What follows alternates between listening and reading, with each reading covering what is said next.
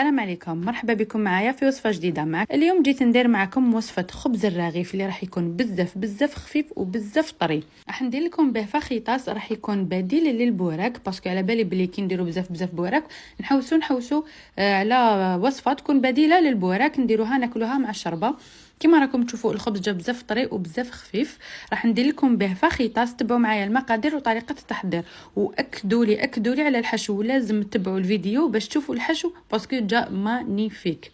الوصفه تاع الخبز نحتاج فيها 4 كيسان تاع فرينه. انا درت فرينه السيم هي المخيره، درت فيها مغرفه خميره، مغرفه تاع السكر، مغرفه صغيره تاع الملح، وربع فنجان تاع الزيت. خلطهم كامل بالمغرفه، من بعد بديت نطم في العجينه تاعي بالماء يكون دافي.